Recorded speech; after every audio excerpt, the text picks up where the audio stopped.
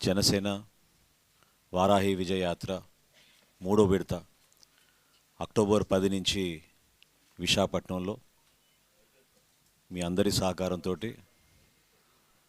క్షేత్రస్థాయిలో జనసేన పార్టీ నాయకులు ఒక మంచి సందేశం అందించడానికి ఒక రాజకీయ పార్టీగా మేము చేస్తున్న అనేక కార్యక్రమాల్లో ఎల్లప్పుడూ కూడా ఆంధ్రప్రదేశ్ భవిష్యత్తు గురించి, ప్రజల భవిష్యత్తు గురించి, రాబోయే రోజుల్లో ఎటువంటి మంచి కార్యక్రమాలు చేస్తే చక్కటి పరిపాలన అందించగలిగితే ఆంధ్రప్రదేశ్ని మరొకసారి అభివృద్ధి పందాలను నడిపించచ్చనే ధ్యేయంతో ప్రతి ఒక్కరం కూడా కలిసి పనిచేశాం. దీనికి సహకరించిన మా పార్టీ ప్రధాన కార్యదర్శులు, పిఎస్సి సభ్యులు, వివిధ నియోజకవర్గాల ఇన్ఛార్జీలు, స్థానిక కార్పొరేటర్లు, అనేక మంది నాయకులు, జన సైనికులు, వీర మహిళలు, వాళ్ళందరూ కూడా ప్రత్యేకంగా పేరు పేరున ఈ సందర్భంగా ధన్యవాదాలు తెలుపుకుంటున్నాం. మా పార్టీ అధ్యక్షులు పవన్ కళ్యాణ్ గారు అక్టోబర్ 10వ తారీఖున అడుగుపెట్టినప్పటి నుంచి మీరందరూ కూడా చాలా అద్భుతంగా ఆగస్ట్ 10వ తారీఖు నుంచి మీరందరూ కూడా చాలా అద్భుతంగా సహకరించి ఈ కార్యక్రమాన్ని విజయవంతం చేసినందుకు, సహకరించినందుకు పేరు పేరున మీడియా ప్రతినిధులందరికీ కూడా మనస్ఫూర్తిగా నమస్కారాలు, ధన్యవాదాలు.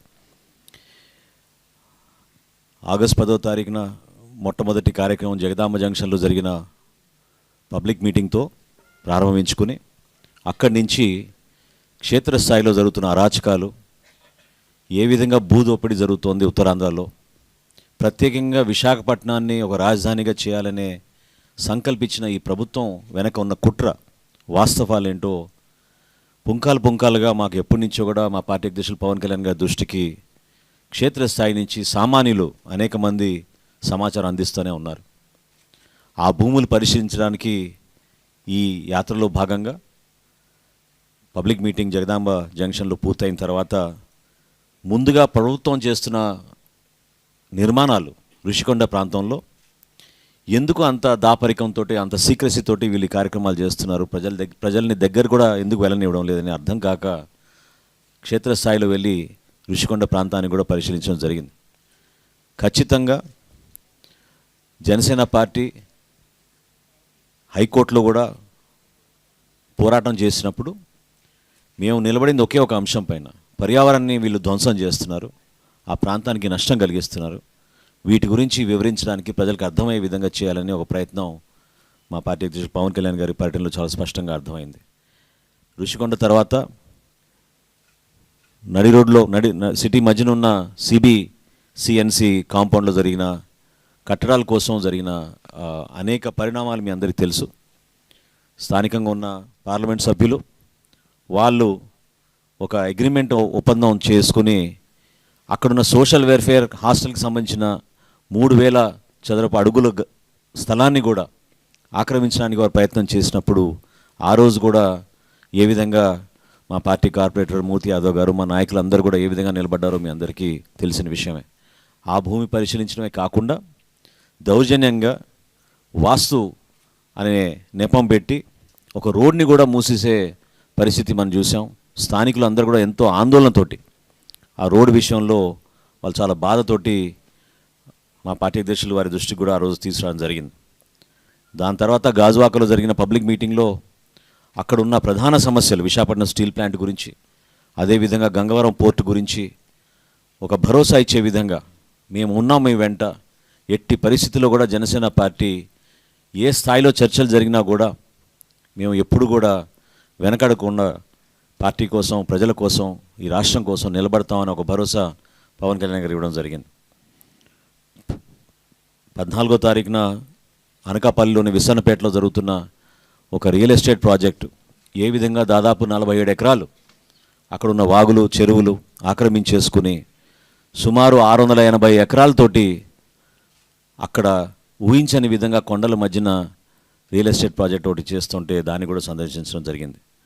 15 ఆగస్టు జెండా కార్యక్రమం కోసం మంగళగిరికి వెళ్ళి తిరిగి వచ్చి 16వ తారీఖున నేరుగా ఎర్రమట్టి దిబ్బల దగ్గరికి వెళ్ళి భీమిలి నియోజకవర్గంలో అక్కడ జరుగుతున్న రియల్ ఎస్టేట్ ప్రాజెక్టులు, ఎంతో గొప్ప హెరిటేజ్ సైట్ని ఏ విధంగా వీళ్ళు దుర్వినియోగం చేసేసి ఆ ప్రాంతానికి నష్టం కలిగిస్తున్నారో వాటిని కూడా మీ అందరికీ ప్రజలందరికీ మీ ద్వారా అర్థమయ్యే విధంగా పవన్ కళ్యాణ్ గారు నడిచి వెళ్ళి చూపించడం జరిగింది.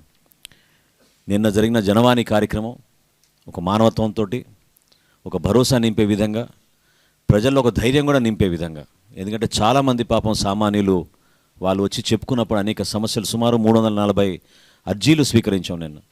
ఊహించని విధంగా వాళ్ళ సమస్యలు ఎక్కువ స్థాయిలో ప్రభుత్వం చేయాల్సిన కనీస సంక్షేమ కార్యక్రమాలు కూడా అందించలేకపోయిన కుటుంబాలు పాపం వాళ్ళు చాలా బాధతోటి వచ్చి చెప్పడం జరిగింది. చిన్న చిన్న బిడ్డలు కాక్లియర్ ఇంప్లాంట్స్ తోటి ఉన్న సమస్యల గురించి, అదేవిధంగా మానసిక వ్యాధితోటి పాపం అనేక మంది బాధపడుతుంటే వాళ్ళకి ప్రభుత్వం నుంచి ఎటువంటి ఆర్థిక సహాయం లేకపోవడం వల్ల ఎట్లా ఆ సంస్థలు ఇబ్బంది పడుతున్నారో, వీటికి తోడు జెన్యున్గా ఎవరికైతే పెన్షన్లు రావాలో పెన్షన్లు కావాలని ఆపేయడం, బెదిరించడం, 200 గజాలు స్థలాలు కూడా ఆక్రమించుకోవడం, నిర్మాణాలు చేసేయడం, ఇబ్బంది పెట్టడం, వీటన్నిటితో పాటు కాలుష్యం గురించి, అక్కడ ఉన్న ఇండస్ట్రియల్ పొల్యూషన్ గురించి, క్షేత్రస్థాయిలో వాళ్ళు నివసిస్తున్న ప్రాంతంలో ఏమాత్రం కూడా అభివృద్ధి జరగడం లేదని పుంకాలుగా మాకు నిన్న వచ్చిన అనేక అర్జీలు మీ అందరు కూడా చూశారు. సో మరొకసారి మా పార్టీ అధ్యక్షుల వారికి ప్రత్యేకంగా ధన్యవాదాలు తెలుపుకోవాలి ఈ సందర్భంగా పార్టీ పరంగా. ఎందుకంటే ఇంత సుదీర్ఘమైన పర్యటన జనసేన పార్టీ వారాహి విజయయాత్ర 3వ విడతలో విశాఖపట్నంలో ఖచ్చితంగా ఒక భరోసా నింపింది. నిజాయితీగా నిబద్ధతతోటి ప్రజల పక్షాన్ని నిలబడి మా నాయకులందరూ కూడా కలిసికట్టుగా ఈ కార్యక్రమాన్ని ఎంతో విజయవంతం చేశారు. సహకరించి మిమ్మల్ని అందరినీ కూడా మరొకసారి ఈ సందర్భంగా మనస్ఫూర్తిగా మిమ్మల్ని అభినందిస్తూ ఇప్పుడు మా పార్టీ అధ్యక్షులు పవన్ కళ్యాణ్ గారిని మాట్లాడమని రిక్వెస్ట్ చేస్తాం.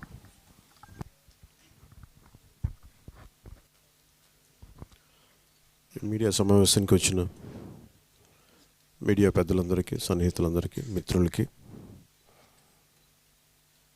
యూట్యూబ్ ఛానల్ ఇన్ఫ్లుయెన్సర్స్కి, సోషల్ మీడియాలో ఈ కార్యక్రమాన్ని ప్రతి నియోజకవర్గ స్థాయిలో తీసుకెళ్తున్న ఇండిపెండెంట్ జర్నలిస్టులకి అందరికీ కూడా నా హృదయపూర్వక నమస్కారాలు.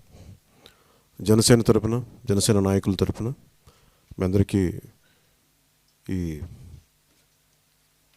ప్రెస్ మీట్కి మనస్ఫూర్తిగా మీకు ఆహ్వానం పలుకుతున్నాం. ఈ 3వ విడత వారాహి యాత్ర 2 జిల్లాల కంటే కూడా, తూర్పుగోదావరి, పశ్చిమ గోదావరి జిల్లా కంటే కూడా చాలా అత్యంత అద్భుతంగా ప్రజలు నీరాజనాలు పట్టారు. దీని వెనుక ఉద్దేశం కూడా ఒకటే చూడాల్సింది. ఈ ప్రభుత్వం మీద కోపం, జనసేన గత దాదాపు 10 సంవత్సరాలుగా ప్రజా సమస్యల మీద పోరాటం చేస్తున్న ఇవన్నీ ప్రజలు మద్దతు కూడగట్టుకోగలిగాం. ముఖ్యంగా ఉత్తరాంధ్రకు సంబంధించి ఈ పర్యటన ప్లాన్ చేద్దాం అనుకున్నప్పటి నుంచి కూడా నాకు ఉత్తరాంధ్ర మీద వ్యక్తిగతంగా చాలా అపారమైన ప్రేమ. దానికి కారణం కూడా అపారమైన సహజ సంపదలు ఉన్న నేల ఇది. అలాగే ఇంత అపారమైన సహజ సంపదలు ఉండి ఒకవైపు మత్స్యకారులు ఎక్కడో గుజరాత్, తమిళనాడు, మిగతా ప్రాంతాలకు వలస వెళ్ళటం, ఇంత సుదీర్ఘమైన తీర ప్రాంతం ఉండి, అలాగే ఇన్ని సహజ వనరులు ఉండి ఇక్కడ పొల్యూషన్ గురయ్యి ప్రజలు ఆరోగ్యాలు కోల్పోవటం, చర్మ వ్యాధుల దగ్గర నుంచి ఊపిరితిత్తుల వ్యాధులు, అలాగే ప్రతి ఒక్కరికి కూడా ఇక్కడున్న వలసలు వెళ్ళిపోతారు తప్ప ప్రజలు నిజంగా గ్రామాలు తక్కువ, అంటే 10,000-15,000 మంది గ్రామాల్లో కూడా తీర ప్రాంతాల్లో చూస్తే, ముఖ్యంగా మత్స్యకార ప్రాంతాల్లో 2,000 మంది ఉంటారు. సో ఓటింగ్ సమయంలోనే వస్తారు. సో చాలా సందర్భంగా నేను ఆచార్య చలం గారిని కానీ ఇలా చాలామంది ఆంధ్ర విశ్వవిద్యాలయ మేధావులు కానీ 2016-17లో ముఖ్యంగా ఉత్తరాంధ్ర దోపిడీ గురించి వాళ్ళు నాకు చెప్పడం, నేను వ్యక్తిగతంగా మొత్తం ఈ పోరాట యాత్రప్పుడు మొత్తం చూశాను. బాక్సైట్ పేరు మీద అని చెప్పి, లాటరైట్ అని చెప్పి బాక్సైట్ తవ్వుకెళ్ళిపోవడం మన అనకాపల్లి జిల్లాలో ఆ రోజు కూడా కొంత నేను చూశాను. నేను అరకు ప్రాంతంలో దాదాపు ఆ బాక్సైట్ కొండని చాలా అద్భుతంగా కనిపించే పర్వత ప్రాంత కొండని బాక్సైట్ కోసం తవ్వడానికి పర్మిషన్ లైసెన్స్లు ఇచ్చేస్తుంది, ఎలాగా మాకు దాన్ని అడ్డుకోవాలని చెప్పి అక్కడ నాకు అరకులోయలో ఉండే గిరిజనులు మాకు మెమరాండం ఇవ్వటం ఆ రోజున. ఇవన్నీ మాకు ఒకటే నాకు అనిపించింది. చాలా రోజుల నుంచి మేము అందరం మాట్లాడుకుని చాలామంది మేధావులతోటి, ఇది తెలంగాణలో ఇట్లాగే 2004 నుంచి. అంతకుముందు దోపిడీ లేదా, అంతకుముందు ఈ పర్యావరణ విధ్వంసం లేదంటే ఖచ్చితంగా ఉంది. కానీ ఒక పరిమితి విధానాల్లో ఉండేది, కొంత ఉండేది 100%. కానీ అది కిటికీ స్థాయిలో ఓపెన్ చేసేవాళ్ళు ఒక బిల్డింగ్కి. వీళ్ళు మొత్తానికి అసలు ఆ ద్వారబంధాలు లేకుండా దోపిడీ చేయడం ఉన్నాడు. ఇదే కోపం ప్రతి చోట తెలంగాణలో ఇదే కారణమైంది. అడ్డగోలుగా వైఎస్ రాజశేఖర రెడ్డి గారి ముఖ్యమంత్రిగా ఉన్న సమయం నుంచి పర్యావరణానికి సంబంధించి కానీ, ప్రభుత్వ ఆస్తులు కానీ, లేదంటే ఈ సహజ వనరుల దోపిడీ కానీ విపరీతంగా పెరిగిపోయింది. అదే క్రమం ఇక్కడ వచ్చింది. ఈ రోజున జగన్ కూడా మీరు గుర్తుపెట్టుకుంటే, సరిగ్గా గుర్తెచ్చుకుంటే మీరు అందరూ, ఎంత కోపం ఉండిందంటే మన ఆంధ్రోళ్ళు ఇక్కడి నుంచి తరిమేసేయాలని అనటానికి కూడా కారణం వైఎస్ జగన్ కూడా చాలా కీలకమైన పాత్ర పోషించారు దానికి ఆ సమయంలో వాళ్ళందరూ. అందుకనే జగన్ వరంగల్ స్టేషన్లో అడుగు పెడితే విద్యార్థులందరూ, తెలంగాణ విద్యార్థులందరూ రాళ్లతో తరిమేశారు అతను అక్కడి నుంచి. అంటే అంత కోపం ఉండింది వీళ్ళందరి మీద. తిరిగి ఈ రోజున ఒక రాజధానికే దిక్కు లేదు అనుకున్నప్పుడు 3 రాజధానులను ప్రకటించి విశాఖకి రావడం అంటే, ఇది నేను ఈరోజు విషయం కాదు, నేను గత పోరాట యాత్ర సమయంలోని ఇక్కడ మొత్తం తీసుకెళ్తుంటే అప్పుడే చెప్పాను. నాకు దాదాపు 30,000 ఎకరాలు 2004 నుంచి రాజశేఖర రెడ్డి గారు ముఖ్యమంత్రిగా ఉన్నప్పటి నుంచే తిరిగి వీళ్ళందరూ ఈయన ప్రతిపక్ష నాయకుడు ఉన్నంత సమయంలో దాదాపు 30,000 ఎకరాలు వీళ్ళు ఇక్కడ కొనేశారు. వీళ్ళందరూ ఉత్తరాంధ్ర మీద దృష్టి పెట్టారు అని నాకు ఆ రోజుల్లో చెప్పేవాళ్ళు. నాకు 2016, 17, 18లో కుంటల దగ్గర నుంచి భూములు ఆక్యుపై చేసుకోవడం దాదాపు 30,000 పైచిలకి ఎకరాలు తీసేశారు. ఇట్లా కంటిన్యూ అవుతుంటే ఈ రోజున వీళ్ళకి విశాఖపట్నం అనేది ఇక్కడ రాజధానిగా ఉండటం దీని మీద ప్రేమేం కాదు వాళ్ళకి. వాళ్ళు 2004 నుంచి వాళ్ళు కొన్న భూముల్ని వ్యాపారం చేసుకోవడానికి, ముఖ్యంగా ఉత్తరాంధ్ర ప్రజానీకం నాయకులు గుప్పిట్లో ఉంటారు. ఇక్కడ చాలా చైతన్యం ఉన్నప్పటికీ ఉత్తరాంధ్ర కొద్దిమంది నాయకుల చేతుల్లో కొన్ని జిల్లాలు ఇమిడిపోవటం, వారి చేతుల్లో గుప్పిట్లో ఉండిపోవటం, ఏదైనా మాట్లాడదామంటే కేసులు పెట్టడం, ఇవన్నీ కనిపిస్తూ ఉంటాయి. అందుకని వీళ్ళ పెట్టుబడులకు కానీ వీరి అభివృద్ధికి కానీ చాలా చాలా కీలకమైన ప్రాంతంగా మారింది అది. ఎందుకంటే రాయలసీమకి అక్కడ ఏమి అభివృద్ధి చేయడానికి లేదు. ఎందుకంటే అక్కడ ఉంటే బోల్డెన్ ఫ్యాక్షన్ గ్రూప్స్ ఉన్నాయి. ఏమి చేద్దామని మనకి కోస్తాలో మిగతా చోట చేద్దామంటే పశ్చిమ గోదావరి కృష్ణా గుంటూరు జిల్లాల్లో ఆల్రెడీ అక్కడ బలమైన నాయకులు ఉన్నారు, చైతన్యంతోనే జనం ఉన్నారు. ఒక్క ఉత్తరాంధ్రలోనే నాయకులతో పెట్టుకొని, స్థానిక నాయకులతో పెట్టుకొని ఉత్తరాంధ్ర ప్రజల్ని ఉత్తరాంధ్ర వనరులు కానీ దోపిడీ చేస్తే ఎవరు మాట్లాడేవాళ్ళు ఎవరు లేరు. ఇది వాళ్ళకి చాలా కీలకంగా తోచింది. ఇది నాకు చాలా ఉత్తరాంధ్ర మేధావులు చెప్పింది ఇది. సో ఆ రోజుని చూస్తే మనకి నిన్న వచ్చిన 340 నుంచి 370 పిటిషన్స్ వచ్చినాయి జనవాణి కార్యక్రమంలో. అలాగే ఏ మూలకెళ్ళినా సరే 340 నుంచి 370 పిటిషన్లో సగానికి మాకు ల్యాండ్ దోపిడీ గురయ్యాం. అది 25 గజాల స్థలం నుంచి 200 గజాల స్థలం దగ్గర నుంచి 100 ఎకరాల దాకా మాకు ఎలాగే వీళ్ళు దోచేశారనేది. అలాగే క్రిమినాలిటీ ఎంత పెరిగిపోయింది, నేరాలు ఎంత పెరిగిపోయినాయి. ఒక్క బార్లోనే నిన్న ఇచ్చిన ఒక పిటిషన్లో ఒక బార్లోనే, సరిగ్గా పేరు గుర్తులే, మీకు ఆ డీటెయిల్ మీకు ఇస్తాం, మన నాయకులు ఇస్తారు. ఆ బార్లోనే దాదాపు 1-2 నెలల రోజుల్లోనే 3 మర్డర్లు జరిగినాయి.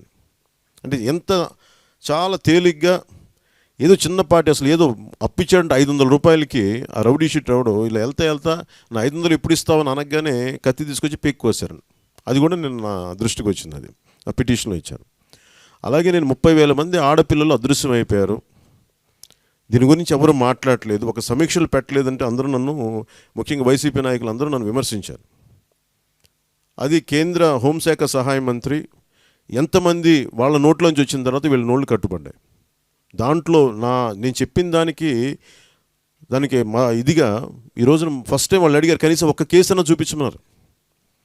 ఎందుకంటే వాళ్ళు నిజంగా ఆడబిడ్డ పోతే ఎవరికి వెళ్ళి చెప్పుకుంటారు, పరువు అనుకుంటారు, పరువు మర్యాదలో సమస్య అవుద్ది, ఇంట్లో తిరిగి వస్తే ఏమో తెలియదు. అందుకని తల్లిదండ్రులు కూడా కేసు బుక్ చేసి నాలాంటి వచ్చి మాట్లాడడానికి ప్రైవేట్గా చెప్తారు, కానీ ఆన్ రికార్డ్ చెప్పడానికి చాలా భయపడతారు వాళ్ళు. నేను అడిగాను వాళ్ళని, మీరు ఏదైనా చెప్తారమ్మా అంటే కూర్చోబెట్టి వాళ్ళు చెప్తే, స్థానికంగా వాళ్ళు చెప్తుందా పంచాయతీ ప్రెసిడెంట్ వాళ్ళ పిల్లలకి ఫోన్ ట్రేస్, ఆ కాల్ వాళ్ళ ఇంట్లో వాళ్ళకి వాళ్ళ ఫోన్ నెంబర్కి ట్రేస్ అయింది. దీని మీద అధికారులు మాట్లాడితే వాళ్ళు వచ్చి రిట్ పిటిషన్ వేస్తే హైకోర్టులో దాన్ని కూడా ఉపసంహరించుకోమంటారండి. పోలీసులు కూడా ఉపసంహరించుకోమంటారని చెప్తా ఉన్నారు కొంతమంది, లేదా స్థానికంగా ఉన్న వైసీపీ నాయకులు కూడా ఉపసంహరించుకోండి అని. అమ్మాయిని ఏ కారులో అయితే తీసుకెళ్ళిపోయారు ఆ కారు ఇచ్చాపురంలో ట్రేస్ అవుట్ చేశారు. వాళ్ళు చెప్తుంది ఇన్ని చెక్ పోస్టులు ఏదో ఒక చెక్ పోస్టులో పట్టుకుని 48 గంటల్లో అమ్మాయి వెళ్ళిపోయిన 16 ఏళ్ళ అమ్మాయికి ఒక అండర్ ఏజ్ గర్ల్ని, మైనర్ ఏజ్ గర్ల్ని తీసుకెళ్ళిపోయారు. ఇది మచ్చుతుని జస్ట్ ఒక చిన్నపాటి ఉదాహరణ, కానీ దీన్ని బట్టి మీరు అర్థం చేసి ఆంధ్రప్రదేశ్లో 30,000, ముఖ్యంగా ఉత్తరాంధ్రలో ఇంతమంది వెళ్ళిపోయారు. ఈరోజు నిన్న ఎప్పుడు జరిగింది చిత్తూరులో ఒకే రోజున ఎంతమంది, ఈరోజు పేపర్లో వచ్చింది, ఈ రోజున దాదాపు ఎంతమంది ఆడపిల్లలు ఒకే రోజున అదృశ్యం అయిపోయారు మీకు తెలుసు. అంటే దీని వెనక ఏది ఉంది అనేది దర్యాప్తు చేయండి అని అంటే, అసలు ఏదన్నా మాట్లాడితే వైసీపీ నాయకులు ఏమి జరగనట్టే గొంతేసుకొని మీద పడిపోతారు తప్ప, మేము దీని మీద సమీక్ష జరుపుతాం, ఇది పోలీస్ శాఖ అధికారులు వివరణ ఇవ్వటం కానీ. అలాగే చాలా దీనమైన పరిస్థితి ఏంటంటే, ఒకసారి పోలీస్ అధికారులు ప్రభుత్వాన్ని వెనకేసుకు రావడం కూడా చాలా ఇబ్బందిగా ఉంది. ఇది ఉదాహరణకి చిత్తూరు మేము జిల్లా ఎస్పీ గారి దగ్గరికి వెళ్తే, అసలు మీరు ఏ ఆధారం లేకుండా ఎలా మాట్లాడతారు అంటారు. అలాగే నేను చెప్పింది ఏంటంటే, నేను వెళ్ళి మాట్లాడుతూ ఉంటే నా దగ్గర పిటిషన్ వస్తాయి సార్, నా దగ్గరికి మీ క్రైమ్ ఎప్పుడు రికార్డ్ అవుతుంది, మీకు ఎఫ్ఐఆర్లో రికార్డ్ అయితేనే క్రైమ్ రికార్డ్ అయినట్టు. మీకు నాకు ఎఫ్ఐఆర్లోకి రాకముందే ఎఫ్ఐఆర్కి వెళ్దామా లేదా అని చాలా మా దగ్గరికి వస్తాయి, ఇవన్నీ నా దృష్టికి వస్తాయి, ఇవి చెప్పాను నేను. సో ఇప్పుడు మొన్న ఆయన వరుసగా కూర్చోబోక 45 నిమిషాలు ఆయన నన్ను అడిగింది ఏంటంటే, మీరు ఎలా మాట్లాడతారు మీలాంటి బాధ్యత గల నాయకులు అనేది. ఆయన నాకేదో పెద్ద క్లాస్ పీకపోయారు. ఆయనకి ఒకటే చెప్పాను, మీరు ఒక రేప్ జరిగితే మీ మహిళా మంత్రి, హోంమంత్రి తల్లిదండ్రుల పెంపకం లోపం అంటారు, లేదా దొంగతనం చేయడానికి వచ్చి మానభంగం చేశారని అసలు ఏమాత్రం ఒక ఆలోచన లేకుండా, ఒక దాంట్లో ఒక సున్నితత్వం లేకుండా మాట్లాడతారు. నేను చెప్పాను, ఇలాంటి ఫస్ట్ వాళ్ళు మీ మంత్రివర్గం ఆయనకు అర్థం అవుతుంది, వైసీపీ పక్షాన్ని వహించారని చెప్పి ఎస్పీ, మీరు వెళ్ళి మీ మంత్రివర్గానికి చెప్పండి, మీరు మంత్రులకు చెప్పండి, లేదంటే మీరు చెప్పేవాడికి వినేవాడు లోకులాగా నేను వింటున్నాను కదా అని చెప్పి నాకు ఆయన మాట్లాడుతూ నాకు అదే అనిపించింది. అంటే ఇవన్నీ మాకు ఎందుకు చెప్తున్నానండి మీ దృష్టికి, ఇంత క్రైమ్ పెరిగిపోయింది, ఇంత ప్రశాంతమైన నగరం ఇది విశాఖపట్నం, మీరు ఎంటైర్ క్రైమ్ రేట్ పెరిగిపోయింది. తాడికొండలో కూడా ఎంత ఉంటుంది, తాడేపల్లిలో కూడా, తాడేపల్లి హైయెస్ట్ క్రైమ్ రేట్ ఉంటుంది, హైయెస్ట్ మీరు కేసులు ఎక్కువైపోయినాయి తాడేపల్లి, ముఖ్యమంత్రి ఉన్న నివాసం ప్రాంతంలో కూడా. ఇంకా అలాంటిది మిగతా ప్రాంతాలు ఎంత అయిపోయిందో మీరు ఊహించుకోవచ్చు. రోడ్ల మీద ఏ స్థాయిలో చిన్నపాటి రోడ్, అందరూ చెప్తుంది ఏంటంటే రోడ్ రేజ్ ఎక్కువైపోయింది. ఇక్కడ ఏం తాగుతున్నారో తెలియట్లేదు, ఏమి గాంజామతలో ఉన్నారో తెలియట్లేదు. రోడ్డు మీదకి వెళ్ళి ఒక మహిళ, ఒక దంపతులు వెళ్తూ ఉంటే బండిలో వాళ్ళని ఓవర్టేక్ చేసి వెళ్ళిపోతూ ఉంటే ఏదో ఆల్మోస్ట్ పడబోయారు, తూలి పడబోయి ఇది ఒక మాట అనగానే, ఏంటి అలా వెళ్తున్నాం అనగానే వెంటనే బండి ఆపేసి రౌడిజం చేయడానికి వచ్చి భర్త మీద దాడి చేసి ఆయన భార్య మీద, ఆయన సతీమణి మీద చేయకూడని పని చేశారు. మొత్తం పైన అచ్చాదనం అంతా తీసేశారంట. అంటే ఇంత అయిపోయింది. వాళ్ళు మాట్లాడుతాం, పోలీస్ దగ్గరికి వెళ్దామంటే కేసు తీసుకోవట్లేదు, యాక్షన్ తీసుకోవట్లేదు. పోలీస్ని, వైజాగ్ పోలీస్ని కానీ, ఆంధ్రప్రదేశ్ పోలీస్ని కానీ ఏ పని చేద్దాం అనుకున్నా లా అండ్ ఆర్డర్ని వాళ్ళ చేతుల్లోకి వదలకపోతే, ఇదివరకు బీహార్ అనుకుంటే బీహార్ బెటర్గా ఉంది. ఇప్పుడు ఆంధ్రప్రదేశ్ క్రైమ్కి నిలయం అయిపోయింది ఆంధ్రప్రదేశ్. ఈ రోజున మనం ఇప్పటికే ఇలా ఉంటే ఇంక భవిష్యత్తులో ఇంకెలా ఉంటుందో మనం ఊహించుకోవచ్చు. అందుకని వీటన్నిటికీ మేము మాట్లాడుతూ ఉంటే చాలా ఎన్ని విజ్ఞాపనలు వస్తున్నాయంటే, ఎన్ని పిటిషన్స్ వస్తున్నాయంటే చాలా బాధ కలుగుతూ ఉంది. ఇది కూడా ఇంకా ఈ కేసులన్నీ వెలికి రావడానికి నిజంగా మీడియా చాలా ప్రముఖ పాత్ర వహించింది దీంట్లో.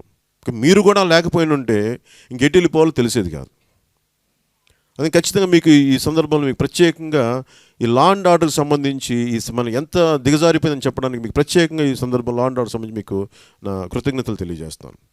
అలాగే ఉత్తరాంధ్ర భూములు ఏ స్థాయిలో దోపిడీ జరుగుతుందంటానికి ఇక్కడ ఎవరు మాట్లాడటానికి ఎవరు లేరు. ఏదైనా నాయకులు మాట్లాడితే చాలా పెద్ద పెద్ద నాయకులు ఉన్నారు ఇక్కడ, ఏదైనా మాట్లాడితే మరి ఏ పరిస్థితుల్లో వాళ్ళు ఉంటారో తెలియదు. కానీ ఉత్తరాంధ్ర యువత, ఉత్తరాంధ్ర ప్రజానీకం ఒకలా ఆలోచిస్తున్నారు, ఉత్తరాంధ్ర నాయకులు ఒకలా ఆలోచిస్తున్నారు. ఇక్కడ ఉన్నది చాలా బలమైన సహజ వనరులు ఉంది, ఖనిజాలు ఉన్నాయి. ఉదాహరణకి మీకు ఈ అనకాపల్లి లాస్ట్ టైం కూడా వెళ్ళాను. ఇక్కడ లాస్ట్ టైం కూడా నాకు చెప్పింది 2017లో కూడా నాకు చెప్పింది, పోరాట యాత్రకి వెళ్తున్నప్పుడు లాటరైట్ పేరు మీద బాక్సైట్ని తవ్వేస్తున్నారు అని చెప్పి. బాక్సైట్కి లాటరైట్కి కేవలం ఈ అల్యూమినియం ఎంత ఏ స్థాయిలో ఉందనేది ఎక్కువ ఉంటే దాన్ని అది బాక్సైట్ అంటారు, తక్కువ శాతం ఉంటే దాన్ని లాటరైట్ అంటారు. ఇక్కడి నుంచి అంటే ఇది ప్రజలందరికీ సంబంధించిన ఆస్తి. ఇది ఒకవైపు ఏమో ఫీజులు లేవని చెప్తా ఉన్నారు, ఫీజులకి డబ్బులు లేవు, అమ్మఒడికి ఏమో కూర్చోబెట్టి 2 బిడ్డలు ఉంటే ఎంతమంది బిడ్డలు ఉన్నా అమ్మఒడికి డబ్బులు ఇస్తామని చెప్పి ఒక బిడ్డకి తీసేశారు. అలాగే మీకు ఎంత కరెంట్ అని మీరు కాల్చుకోండి, మీరు టీవీలు పెట్టుకోండి, ఫ్యాన్లు తిప్పుకోండి, అవి ఇవి చెప్పి కూర్చోబెట్టి 1 యూనిట్ ఎక్స్ట్రా అయితే వాళ్ళకి అమ్మఒడి పథకాలు తీసేస్తూ ఉన్నారు. ఇలాంటి అన్ని పరిస్థితుల్లో ఒకవైపు ప్రజలకి ఈ వెల్ఫేర్ కార్యక్రమాలు, సంక్షేమ కార్యక్రమాలను వాళ్ళకి తగ్గిస్తూ ఏదైతే రాష్ట్ర రాబడి ఉందో, రాష్ట్ర ఆదాయ మార్గాలు ఉన్నాయో, ఖచ్చితంగా అభివృద్ధికి, డెవలప్మెంట్కి ఖనిజాలు అవసరం. అది చాలా క్రమ పద్ధతిలో తీయాల్సిన అవసరం ఉంది. ఈ షార్ట్ టర్మ్ బెనిఫిట్స్ కోసం ఎంత అడ్డగోలుగా తవ్వేస్తున్నారంటే గ్రీన్ ట్రిబ్యునల్ ఈ నామ్స్ని ఖాతరు చేయట్లేదు, అడ్డగోలుగా చెట్లు నరికేయటం. అలాగే మేము 2018లో కూడా అక్కడ ఆండ్రూ మినరల్స్ అని చెప్పి మేము తూర్పుగోదావరికి వెళ్ళినప్పుడు కూడా మాత్రం మీరు సహజంగా 1 టన్ను మినరల్ తీస్తే ఇంత ట్యాక్స్ కట్టాలి. అలాగే ఇన్ని వేల కోట్ల రూపాయలు తీసేస్తే ప్రభుత్వానికి మనకి స్టేట్ ఎక్స్చేకర్కి వచ్చే ఆదాయం చాలా తక్కువ. అంటే వీళ్ళు చెప్తుందేమో 100 కోట్లు చూపిస్తూ ఉన్నారు ఇక్కడ. దీనికి సంబంధించి కూడా ఈ వైసీపీ నాయకుల పిల్లలు కూడా దీంట్లో భాగస్వామ్యం అని బయట చెప్తా ఉన్నారు ఇన్ఫర్మేషన్. అలాగే ఇక్కడ విశాఖ జిల్లా నాతవరం మండలంలో బమిడికలొద్దులో 271 హెక్టార్లో ఖనిజం తవ్వి దీన్ని కడప సిమెంటరీ ఫ్యాక్టరీ కోసం పంపిస్తున్నారని నా దగ్గర ఉన్న రిపోర్ట్ ఇది.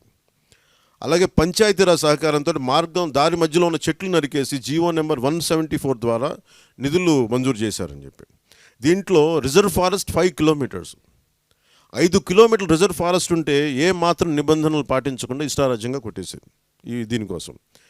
అలాగే మొన్నదాకా టీటీడీ చైర్మన్గా ఉన్న ఆయన కుటుంబ సభ్యులు దీని వెనక ఉన్నారనేది ప్రధానంగా వాళ్ళు వెనక వినిపిస్తుంది. అలాగే రావికంపాడు స్టేషన్ నుంచి రైల్వే వ్యాగన్ల ద్వారా 1000 టన్నులు ఎగుమతి చేస్తున్న ఈ 2 జిల్లాల అధికారులు దీనికి అసలు పట్టినట్టుగా వ్యవహరిస్తున్నారనేది ఇంకోటి. దీన్ని మొత్తం లేటరైట్ ముసుగులో లేటరైట్ పేరు మీద 15,000 కోట్ల బాక్సైట్ మైనింగ్ జరుగుతూ ఉంది అనేది. కొన్ని మీరు ఫోటోలు చూస్తూ ఉంటే అసలు ఎంత విధ్వంసం జరిగిందంటే పర్యావరణం నిజంగా ఖనిజం తీయడం అంటేనే విధ్వంసంతో కూడుకుంది. ఆ చుట్టుపక్కల గ్రామాలు కానీ ఆ చుట్టుపక్కల ప్రజలు నిజంగా చూస్తే చాలా కడుపు తరుక్కుపోద్ది, అంత అడ్డగోలుగా దోచేస్తూ ఉన్నారు. అలాగే ముఖ్యంగా గిరిజనులు మా దృష్టికి తీసుకొచ్చింది విశాఖ మన్యంలోని బమిడికలొద్దులో 121 హెక్టార్లో జార్త లక్ష్మణరావు అనే బినామీకి వైసీపీ ప్రభుత్వం లాటరైట్ గనులను కేటాయించింది. ఈయన పెద్ద బిజినెస్ మ్యాన్ కదా, ఈయన ఒక కార్ డ్రైవర్ అంటే ఈయన పేరు. విశాఖ జిల్లా నాతవరం మండలంలోని బమిడికలొద్దు నుంచి తూర్పుగోదావరి జిల్లాలోని రౌతులపూడి వరకు ఏజెన్సీ ప్రాంతాలను కలుపుతూ రోడ్డు వేశారు. ఆ రోడ్డు ఎవరు వేశారు, ఎందుకు వేశారో స్థానిక గిరిజనులకు ఏమాత్రం తెలియలేదు. కానీ వాళ్ళ ఊళ్ళ నుంచి మొత్తం వేసేశారు. ఏం తీసుకెళ్తున్నారు అక్కడి నుంచి?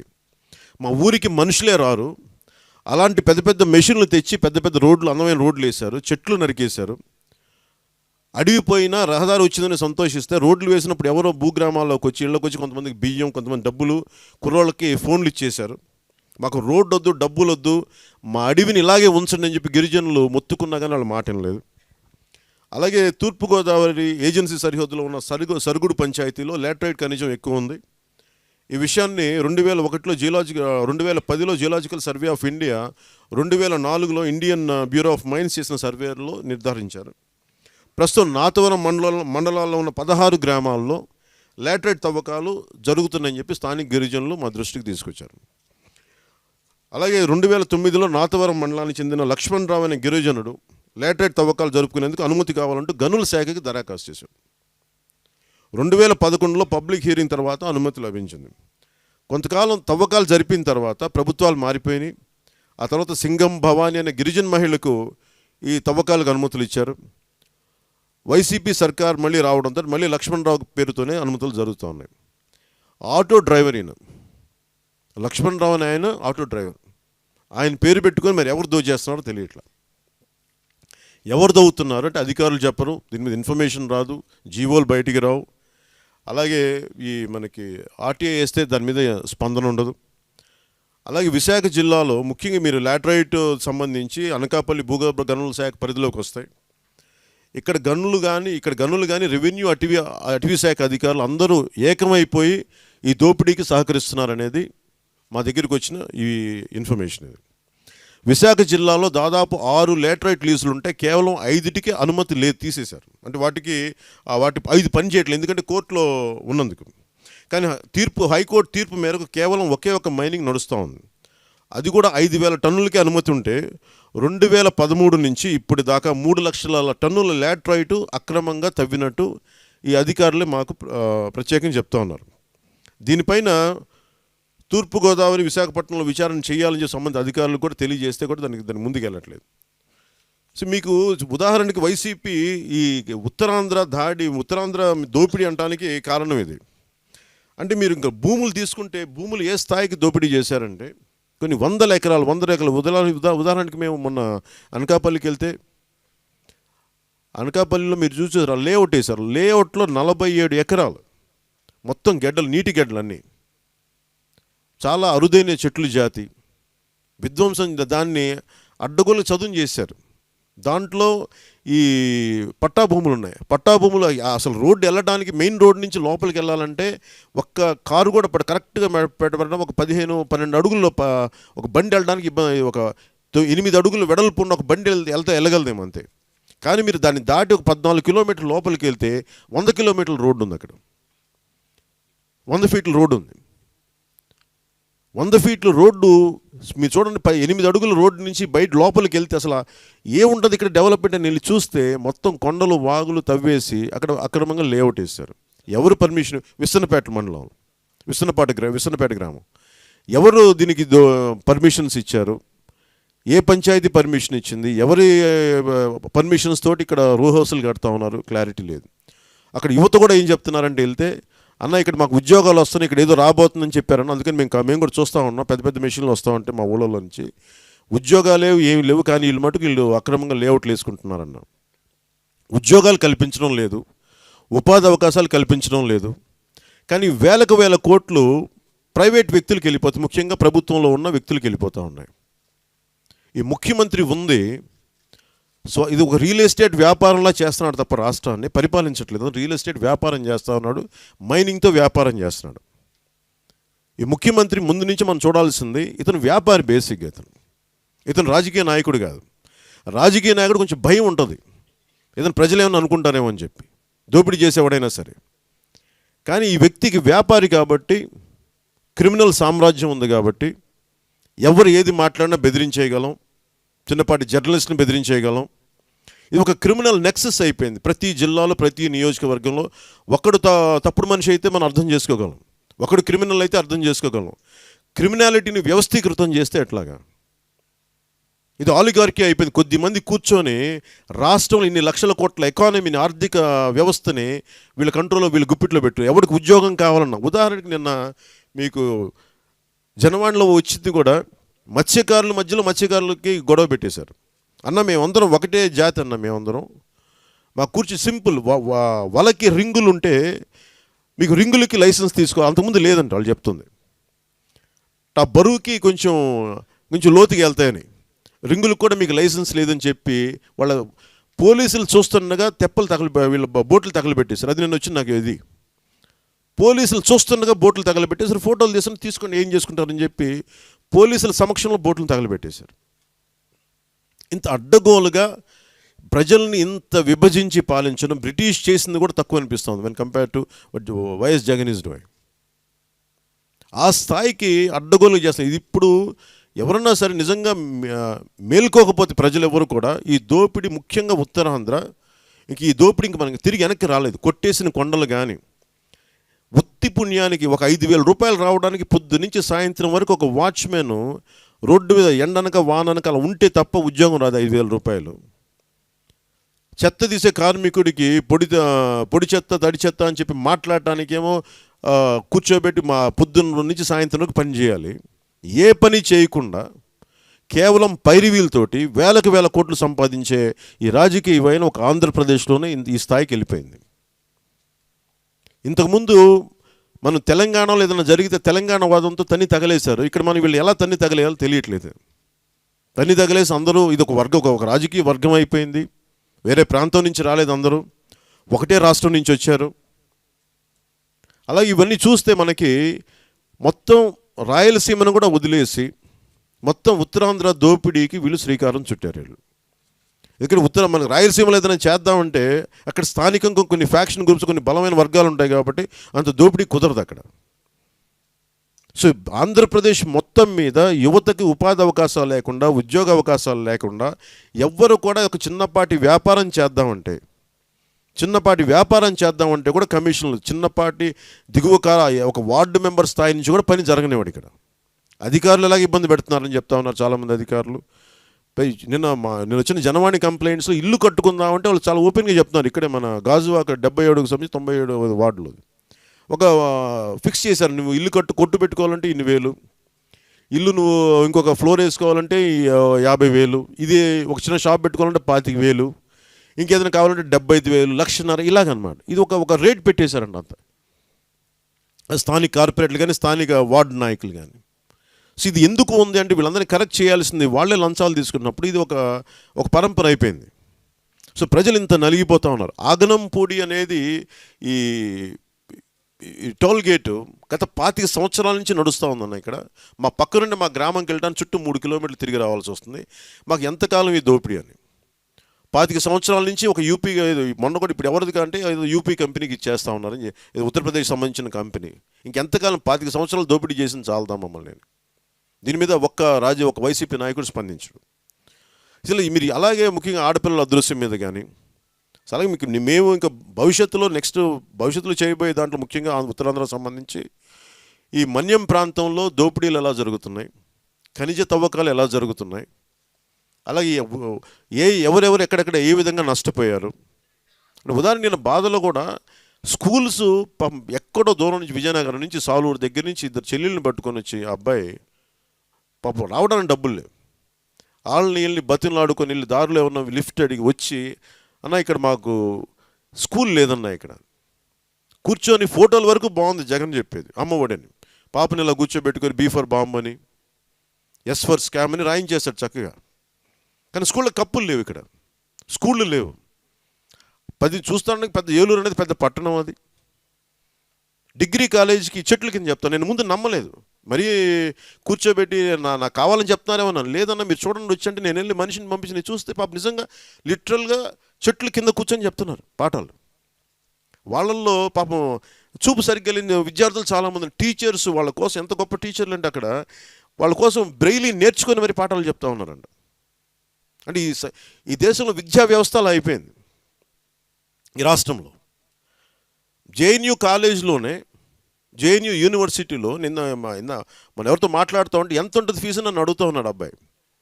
ఒక 8 సంవత్సరాలు అక్కడే చదువుకున్న జేఎన్యూ విద్యార్థి నా దగ్గరికి వచ్చి, మీరు చెప్పండి అన్న ఎంత ఉంటుంది, మేము ఎంత ఫీజు పే చేస్తాం చెప్పండి అంటే, నేను చెప్పడానికి కూడా నాకు అర్థం కాలేదు. నేను ఎంత చెప్పాలో నాకు తెలియట్లేదు, ఎంత చెప్పిన తక్కువ నాకు అర్థం కావట్లేదు. అంటే పోనీ టర్మ్కి 2,000 ఉంటుందా 3,000 ఉంటుందా అని అడిగా. అప్పుడు తగ్గించి 180 రూపీస్ ఉంటుంది. ఎనీ ఆర్ట్స్ అండ్ హ్యుమానిటీస్కి జేఎన్యూ యూనివర్సిటీ ఢిల్లీలో 180 రూపాయలు కడతారంట. 3 నెలలకు ఒకసారి 2,000 రూపాయలు కడతారంట. ఇది విశ్వవిద్యాలయాలకి, జేఎన్యూ విశ్వవిద్యాలయానికి 53% ఆడపిల్లలకి ప్రాముఖ్యత ఇస్తారు అక్కడ. అలాగే ఏ మూల, ముఖ్యంగా వెనకబడ్డ జిల్లాల నుంచి, దేశంలో ప్రతి రాష్ట్రంలో వెనకబడ్డ జిల్లాల నుంచి తక్కువ, అంటే మీకు అత్యంత వెనకబడ్డ జిల్లాలు, ఉదాహరణకి శ్రీకాకుళం జిల్లా నుంచి అయితే ఒక 10 మార్కులు ఎక్స్ట్రా కలుపుతారంట వాళ్ళకి. ఎందుకంటే వెనకబడ్డ జిల్లా, ఇక్కడ పరిస్థితులు సరిగ్గా ఉండవని చెప్పి. ఆడపిల్లలకి 53% ఎక్కువ ఉంటారు, 53%. ఆడపిల్లలకి 5 to 8 మార్క్స్ కలుపుతారంట వాళ్ళకి రాసే ఎగ్జామ్స్లో, ఎంట్రన్స్ ఎగ్జామ్స్లో. అంటే ఒకవైపు జేఎన్యూ లాంటిది ఆ స్థాయిలో ఉన్నప్పుడు ఇక్కడ కనీసం స్కూల్స్కి కూడా ప్రమాణాలు పాటించట్లేదు. ఇన్ని వేల కోట్ల డబ్బులు.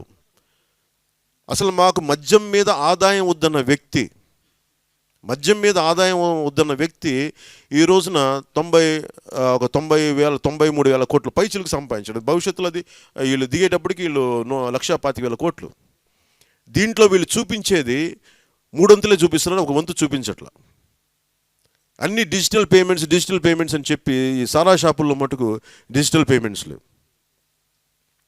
సో భవిష్యత్తులో కూడా మాకు అంచెలంచెలుగా మద్యపానాన్ని దాన్ని నిషేధించటమా లేదంటే దీన్ని తగ్గించడం అనేది ఒక ప్రణాళిక జనసేన చాలా లోతుగా ఆలోచిస్తూ ఉంది.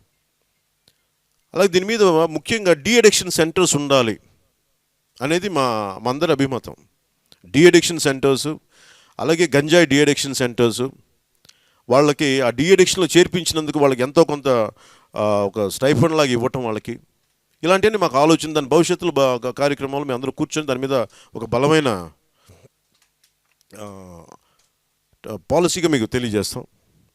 అలాగే డ్రైవర్స్ గ్రీన్ ట్యాక్స్ అనేది మాకు దారిలో ఆపి, ఒకసారి నేను వెళ్తా ఉంటే దారిలో ఆపేస్తాను నన్ను. అంటే ఒకసారి మాట్లాడుతున్న అభిమానంతో ఉన్నారా లేదంటే ఒకసారి కొద్దిమంది మీతో ఫోటో తీయించుకోవాలని ఉండదు, ఏమి కాదన్న మా సమస్య అని చెప్పి కూర్చోబెట్టి లారీ డ్రైవర్లు వచ్చి మాకు గ్రీన్ ట్యాక్స్ గురించి చెప్తా ఉంటే తమిళనాడులో 200, తెలంగాణలో 500, ఇంకొన్ని చోట్ల అసలు వాళ్ళు చెప్పడం కర్ణాటకలో ట్యాక్స్ లేదని.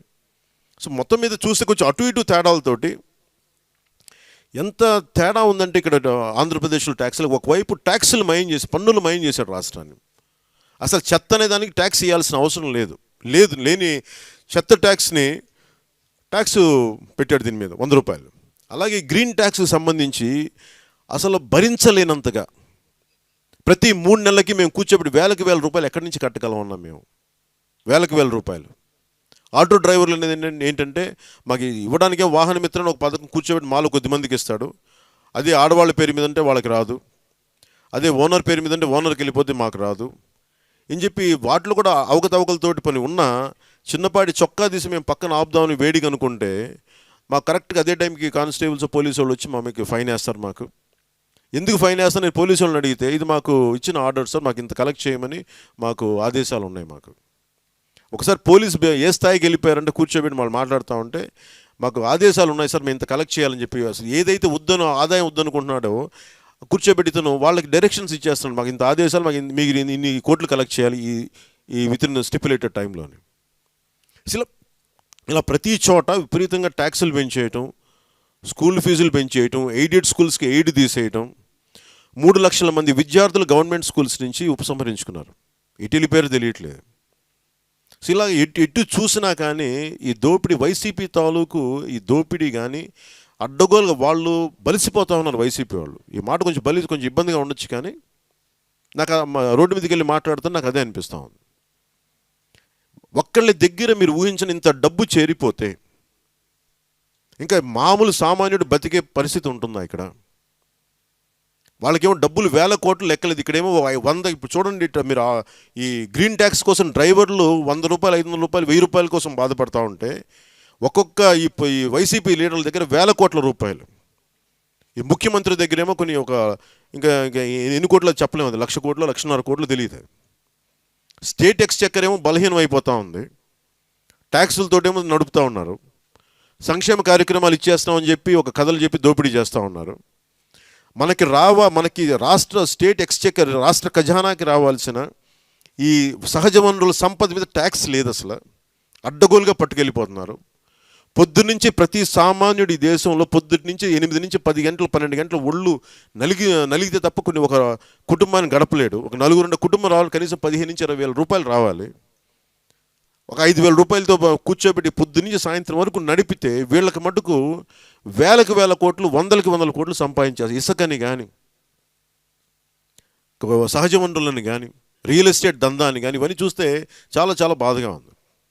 అందుకని దీన్ని మేము ఖచ్చితంగా ఈ ప్రభుత్వాన్ని కిందకి దించే వరకు వీళ్ళందరినీ అకౌంటబుల్ చేస్తాం. భవిష్యత్తులో కొత్త ప్రభుత్వం రాగానే మన సభలో చెప్పినట్టుగా అది జనసేనతో బీజేపీ ప్రభుత్వమా లేదంటే మిశ్రమంతో టీడీపీ జనసేన కలిపిన ప్రభుత్వమా, ఇవన్నీ చర్చలు జరుగుతూ ఉన్నాయి. అది భవిష్యత్తులో ఏ రూపం తీసుకున్నా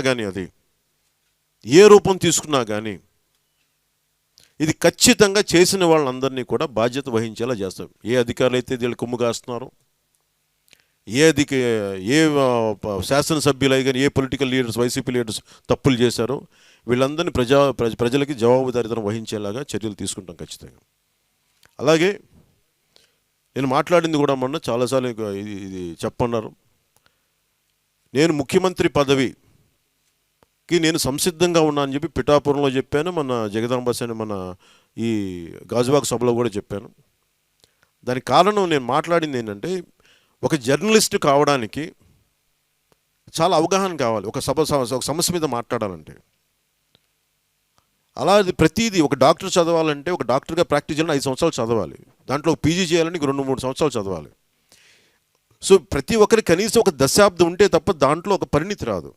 సో అలాగే నేను 10 సంవత్సరాల తర్వాత నేను సంసిద్ధత తెలియజేశాను. నేను ముఖ్యమంత్రి పదవికి నేను తీసుకోవడానికి సిద్ధంగా ఉన్నాను, నా సంసిద్ధత తెలియజేశాను. కానీ ఇక్కడున్న సమస్య ఏంటంటే, నా సంసిద్ధత ఒక్కటే సరిపోదు. ప్రజల తాలూకు భావన కూడా మాకు మద్దతు ఇచ్చేలాగా ఉంటే ఖచ్చితంగా ఆ పరిస్థితిని తీసుకెళ్ళచ్చు. కాకపోతే అది ఎలక్షన్లు అయిన తర్వాత, ఎందుకంటే ఇది నిజంగా మనం చెప్పాలి ప్రెసిడెన్షియల్ ఎలక్షన్స్ లాగా, కేవలం వ్యక్తులే, అమెరికన్ ప్రెసిడెన్షియల్ ఎలక్షన్స్ లాగా ఒక 3 వ్యక్తుల మధ్య ఎన్నికలే అయితే అది వేరు పరిస్థితి. కానీ ఇది ప్రజాస్వామ్యం.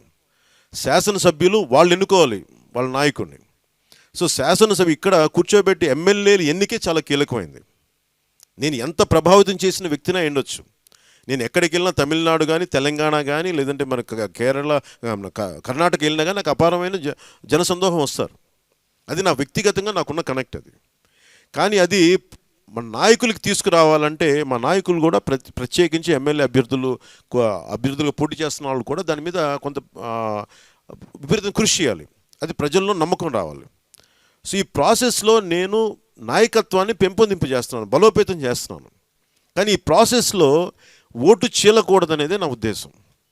సో మేము ఎన్డీఏ ఈ పక్షంలో ఉండి దీన్ని ఎంత జాగ్రత్తగా తీసుకెళ్ళాలి, దీని ద్వారా రాష్ట్రానికి ఎంత సుపరిపాలన అందించాలి అన్నదే నా ఉద్దేశం.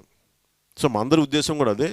ఇది భవిష్యత్తులో ఎన్డీఏ అనేది ఎట్లా ఉంటుంది, ఏముంటుంది, ఏ పార్టీలు కలిసి వస్తాయి అనేది కూడా రాబోయే కొద్ది కాలంలో తేలుద్దని నేను ఒక పాజిటివ్గా నేను కూడా ఆలోచిస్తూ ఉన్నాను.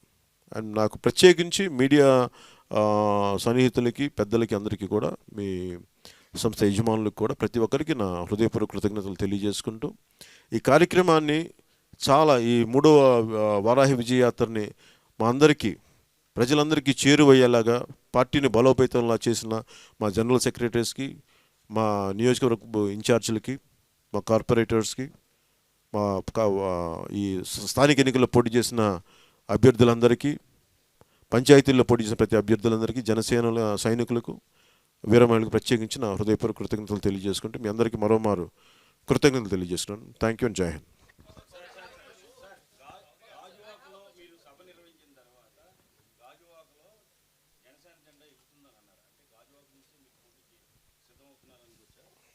అవన్నీ మీకు తెలియజేస్తాను కదండి.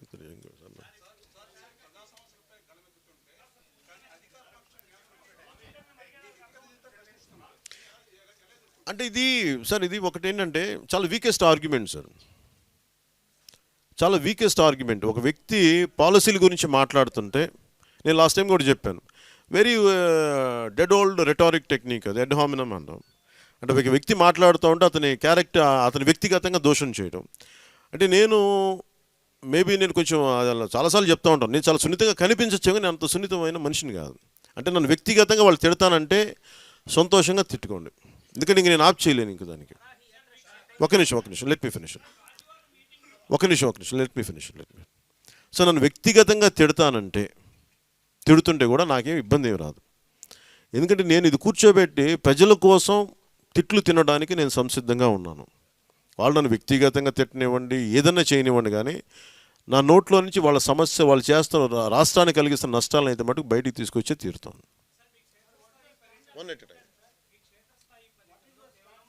One minute, sir.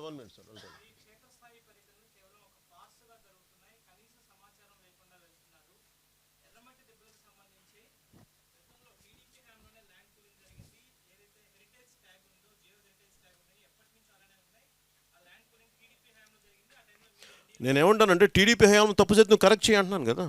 నేను ఎప్పుడు టీడీపీని ఎప్పుడైనా నేను కాదు ఏదైనా సరే మీరు చూడండి, ఎప్పుడైనా సరే నేను ఏమి మాట్లాడినా రాష్ట్ర ప్రయోజనాల గురించే మాట్లాడతాను. ఇప్పుడు స్టీల్ ప్లాంట్ గురించి నేను మాట్లాడినప్పుడు మోదీ గారు నాకు చాలా సన్నిహితం అని చెప్పి నేనేమి మాట్లాడకుండా ఉండలేదే. టీడీపీ హయాంలో జరిగి ఉంటే నువ్వు కరెక్ట్ చేయి అంటున్నాను. నువ్వు ముఖ్యమంత్రి కదా, 150 మంది సభ్యులు ఉన్నారు కదా. ఎవరు వాళ్ళు ఎవరండి? నేను చెప్తున్నా, నాకు ఒక నిమిషం ఆగండి. Okay, please I got it. YCP నాయకులు ఎలా నడుచుకోవాలో, వాళ్ళ పార్టీని ఎలా నడుపుకోవాలి నేను చెప్తున్నాను. ఫస్ట్ వాళ్ళు తెలుసుకోవాల్సిన, నీ పార్టీ నువ్వు ఎలా నడుపుకోవా, నువ్వు నా పార్టీ గురించి నువ్వే ఒకడు మాట్లాడటానికి మూసుకు కూర్చొని చెప్పాలనిపిస్తున్నాను. కానీ చెప్పకూడదు కాబట్టి నేను చెప్పట్లేదు, అంతే. ఒక నిమిషం సార్, మీరు స్టీల్ ప్లాంట్ గురించి అడుగుతూ ఉన్నారు sir. I'm very clear about steel plant sir. మీరు స్టీల్ ప్లాంట్ నుంచి వచ్చారా? డెక్కన్ క్రానికల్. ఓకే. నేను ప్రత్యేకించి చెప్తుంది స్టీల్ ప్లాంట్ గురించి. ముఖ్యంగా నేను మన కాన్స్టిట్యూషన్ ప్రియాంబుల్లో, రాజ్యాంగ పీఠికల్లో మనది సోషలిస్ట్ అనే ఒక పదం ఒకటి ఉంది. అంటే ప్రభుత్వ రంగాన్ని బతికించుకోవాలి అనేది చాలా స్ట్రాటజిక్ రంగాల్లో ఇది కూడా ఒకటి. ఇది బేసిక్ డిఫెన్స్, వీటన్నిటికీ ఆధారపూరితమైంది స్టీల్ ఇండస్ట్రీ.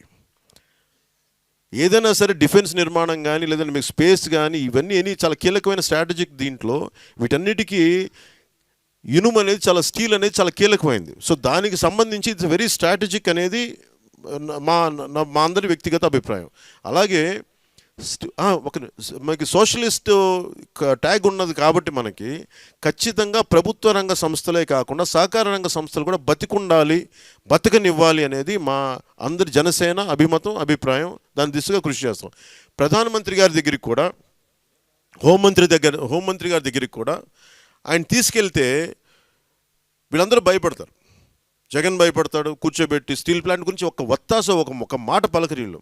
కానీ నేను వెళ్ళి, మేము మా పిఎస్సీ చైర్మన్ మనోహర్ గారు మేము వెళ్ళి హోంమంత్రి గారి దగ్గరికి వెళ్ళి మేము మెమరాండం ఇచ్చి, ఆ రోజున స్టీల్ ప్లాంట్ కార్మికులందరి దగ్గరికి వెళ్ళి మెమరాండం ఇచ్చి, సార్ ఇది చాలా భావోద్వేగంతో కూడుకున్నది ఒక్కటే కాదు, ఇది చాలామంది 32 మంది బలిదానాలు, కొన్ని వేలాది మంది పొలాలు పోగొట్టుకొని ఈ రోజుకి సక్రమంగా న్యాయం జరగని ఈ నిరాశ్రులై ఉన్నారు, వాళ్ళు బాధితులు ఉన్నారు. సో వీళ్ళందరినీ దృష్టిలో పెట్టుకొని మీకు క్యాప్టివ్ మైన్స్, సొంత గనులు కేటాయించండి. ఇది రాష్ట్ర విభజన సమయంలో అప్పుడున్న నాయకులు దీన్ని బలంగా అడగలేకపోయారు అని చెప్తే నేనేమంటానంటే ఆయన చాలా సావధానంగా విన్నారు. నేనేమంటానంటే మనం ముందు చెప్పుకుంటే కదా. ఇప్పుడు నేను ఎంత మాట్లాడుకుని, నేను ఎంత ఎన్డీఏ పార్ట్నర్ అయినప్పటికీ ఒక ముఖ్యమంత్రిగా 30 మంది పార్లమెంట్ సభ్యులుండి ఒక్క క్యాప్టివ్ మైన్స్ నువ్వు తెచ్చుకోలేకపోయావే. ఇప్పుడు వీళ్ళందరూ చాలా సన్నాసితనంగాను చేతగానితనంగా నన్ను మాట్లాడతారు. కానీ నేను అనేది మీరు వెళ్ళి మాట్లాడాలి కదా. నాలాంటి వాడే వెళ్ళి నేను ప్రధానమంత్రి గారి స్థాయిలోకి, లేదంటే హోంమంత్రి గారి స్థాయికి నేను వెళ్ళి బలంగా చెప్పగలిగినప్పుడు, మీరు ఇన్ని జాతీయ వాళ్ళకి కావాల్సిన, బీజేపీ నాయకులకి కావాల్సిన మద్దతు మీరు ఇస్తున్నారు కదా. చాలా బిల్స్ పాస్ అవ్వడానికి మీరు సపోర్ట్ చేస్తున్నారు కదా. ఆ సపోర్ట్ అంతా వీళ్ళు దేనికి వాడుకున్న, స్టీల్ ప్లాంట్కి వాడుకోవట్లా. మా మీద క్రైమ్ కేసు, మా మీద సిబిఐ కేసులు కొంచెం తగ్గించండి అంటే people are ready to fight. మీరు ఇదే గుర్తుపెట్టండి. అంటే నేను అనేది when people are ready, including Modi గారు కూడా దీని మీద ఆలోచిస్తారు. ఎందుకంటే నేను కూర్చోబెట్టి, ఎందుకంటే నేను ఇది మాట్లాడడానికి ప్రజలు సంసిద్ధంగా ఉండాలి. మొన్న కూడా చెప్పాను, ప్రతిసారి ఇది రెచ్చగొట్టే విధంగా నేను చేయదలుచుకోలేదు. ఎందుకంటే democracy we have to have negotiating power అండి. గొడవలు పెట్టుకుంటే పనులు అవ్వవు, కానీ ఒత్తిడి పెట్టడం అనేది మేము చాలా బలంగా తీసుకుంటాం. అంటే నేను అరిస్తేనో కేకలు పెడితేనో దానివల్ల సమస్యలు పరిష్కారం అవుతాయని నేను అనుకోవట్లేదు. ఎందుకంటే అలాంటి నేను స్పెషల్ కేటగిరీ స్టేటస్ కోసం నేను గొంతు ఎత్తాను. కానీ సమస్య ఏమైంది, ప్రజలు అంత కోపం లేదు. త్యాగాలు చేయడానికి కొద్దిమంది ఉన్నారు, కానీ వాళ్ళ వెనక తెలంగాణ ఉద్యమం జరిగింది అంటే, అలాగే సేలం స్టీల్ ప్లాంట్ జరిగింది అంటే ఒక్కడి వల్ల జరగలేదు. అది మొత్తం అది మా జాతి సమస్య అన్నట్టుగా వచ్చారు. ఇక్కడ ఎవరు వస్తారండి జాతి సమస్య అంటే? ఎంతమంది వస్తారు? మ్యాక్సిమం మన మీడియా నుంచి కొన్ని ఆర్టికల్స్ రాయగలమేమో, కానీ కొంచెం ప్రభావితం చేసి అందరిది మా సమస్య అనేది మాట్లాడుకునే ఆలోచన విధానం, దృక్పథం లేదు ఇక్కడ. అది సమస్య. అందుకని మేము వ్యక్తిగతంగా నేను చేయగలిగేది, బీయింగ్ ఎన్ ఎన్డీఏ పార్ట్నర్, 10 సార్లు 25 సార్లు రెగ్యులర్గా ఇది ఒక మాకు ఎజెండా. మాకు నడ్డా గారితో మాట్లాడిన, ఎవరితో మాట్లాడినా నేను తీసుకెళ్ళడానికి సంసిద్ధంగా ఉన్నాను.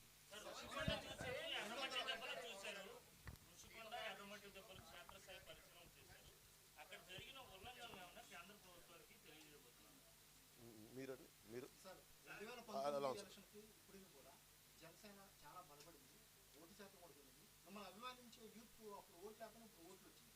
కానీ క్షేత్రస్థాయిలో బూత్ లెవెల్కి తీసుకొచ్చే నెట్వర్క్ ఇంకా డెవలప్ కాలేదని మీ శ్రేయోభిలాషుల భావన. మీరు ఇంకేం చెప్పాలి? రీసెంట్ గా మీరు ఇప్పుడు వరకు ఉత్తరాంధ్ర కోసం పరిరక్షణ కోసం ఈ విజయయాత్ర చేశారు. ప్రధానంగా తీసుకుంటే విశాఖ ఆస్తులను అమ్మి రాష్ట్ర ప్రభుత్వం తీసుకెళ్లిపోతుంది. ఉదాహరణకి చెప్పాలి, రాజశేఖర రెడ్డి గారి టైంలో 2004లో రుణా ద్వారా 1000 కోట్ల రూపాయల విశాఖ ఆస్తులు అమ్మి తీసుకెళ్లారు. విశాఖ అంటే విభజన తర్వాత వెనుకబడిన జిల్లాలైన ఉత్తరాంధ్రకి నిధులు ఇవ్వకపోగా ఇప్పుడు మళ్ళీ 1000 కోట్ల రూపాయలు ఉడా నుంచి VMRDA నుంచి తీసుకెళ్ళడానికి రెడీ అయింది. దీని మీద జనసేన ఏమైనా పోరాటం చేస్తుందా? మీరు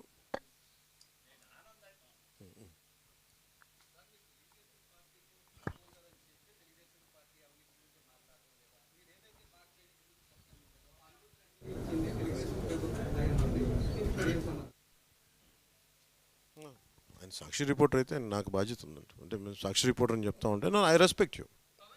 ఒక నిమిషం అలాగే ఒక నిమిషం ప్లీజ్. నాకు రిపోర్టర్స్ నేను అందరినీ సమానంగా చూస్తాను. I will give you the respect.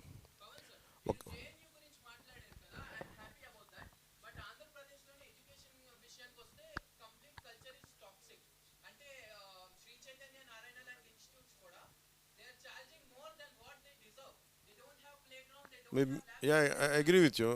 Jansena comes in power in 2024. So I hope it will come. So will you any students that you will change this? ఖచ్చితంగా విద్యా వ్యవస్థను అయితే ప్రక్షాళన చేయాలి. సో మీ దగ్గర నుంచి విద్యా వ్యవస్థను అయితే ప్రక్షాళన చేయాలి. తక్కువ అంటే కంపల్సరీ ఎడ్యుకేషన్, అది ఫ్రీ ఎడ్యుకేషన్ అవ్వాలనేది నా కోరిక. ఎందుకంటే ఇన్ని వేల కోట్లు అడ్డగోలుగా ఒక్క లాటరైట్ మీద 13,000-15,000 కోట్లు సంపాదించగలుగుతున్నప్పుడు నిజంగా అది స్టేట్ ఎక్స్చెకర్కి వెళ్తే ఇంతమంది విద్యార్థుల్ని దానికి డైవర్ట్ చేస్తే ఖచ్చితంగా అది చాలా క్వాలిటీ ఎడ్యుకేషన్ ఇవ్వచ్చు. ఆ దిశగా మేము ఆలోచిస్తాం ఖచ్చితంగా. మీ ఒక్క నిమిషం సార్, మీరు చెప్తున్నారు చెప్పండి, ఇంకొకసారి చెప్పండి. టీడీపీ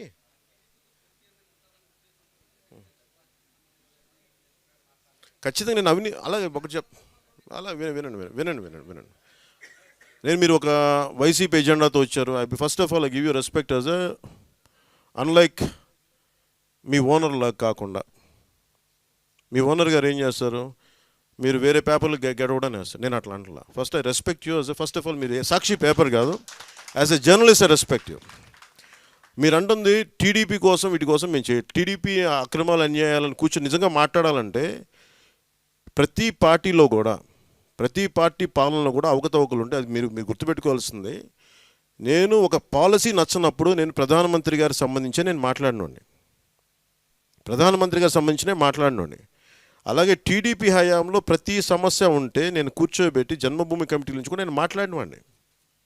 ఈ రోజున మీ ఎడిటర్ గారికి కూడా తెలియజేయండి, ఈ రోజున నేను ఓట్లు చీలకూడదు అనడానికి కారణం